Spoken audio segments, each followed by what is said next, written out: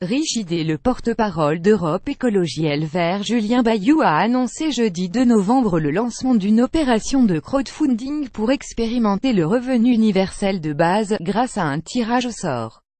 L'objectif est qu'au moins un gagnant puisse bénéficier de 1 000 € par mois pendant un an. Les deux sites internet créés pour l'occasion, crowdfunding et tirage au sort, sont gérés par une association indépendante DEELV, dédiée à l'opération, et comprenant des personnalités n'appartenant pas au parti écologiste.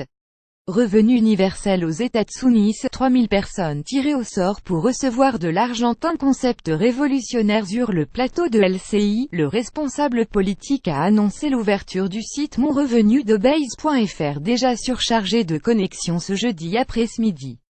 On s'est dit que le revenu de base était un concept un peu révolutionnaire, comme pouvaient l'être les congés payés ou la retraite, et que c'est difficile de se le figurer. La manière la plus simple c'est encore de l'expérimenter pour balayer toutes les idées reçues.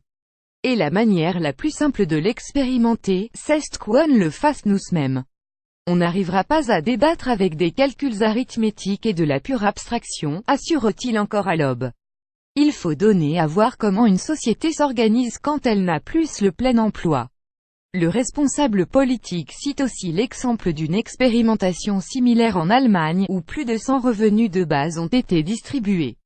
Il commence à avoir du recul, un bon échantillon, pour mener des évaluations, et puis surtout ils ont amené 700 000 personnes à se poser la question: mais moi, qu'est-ce que je ferais avec un revenu de base vidéo? 10 idées reçues sur le revenu universel. L'idée n'est pas de s'arrêter à une personne début décembre. Une fois la barre des 12 000 € passée, un premier tirage au sort sera effectué afin de désigner qui recevra 1 000 € par mois pendant un an.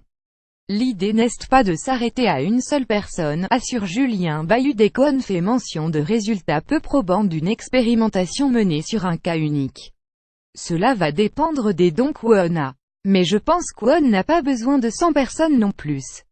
Je pense aussi que des mécènes, des patrons d'entreprise par exemple, pourraient être intéressés par financer un revenu de base, glisse le porte-parole DEELV, en citant notamment Emmanuel Faber, PDG de Danone, engagé sur les questions de justice sociale. 6 300 € déjà récoltés. Zen début d'après-midi, 6 300 € avaient déjà été récoltés sur le site de collecte d'argent, versé par 180 donateurs, assure Julien Bayou. Les premiers dons provenaient de convaincus du revenu universel, qu'on avait mobilisé, donc avec des dons assez élevés, autour de 50 €. Là le montant des dons est en chute libre, 5-10 €, ce qui est une très bonne nouvelle. Ça veut dire que beaucoup de gens donnent un peu. Sur Google, les recherches du terme revenu de base ont quant à elles augmenté après l'annonce du porte-parole DEELV. Que répondre à votre beau-frère qui est contre le revenu universel? Cela rançon du succès. Moi je suis très content, mon développeur est assez stressé, c'est normal, confie celui qui ne prévoyait pas un succès aussi immédiat. Avoir 18 ans et résider en France pour avoir une chance d'être tiré au sort, il suffit de s'inscrire sur le site monrevenudebase.fr, d'où la foule.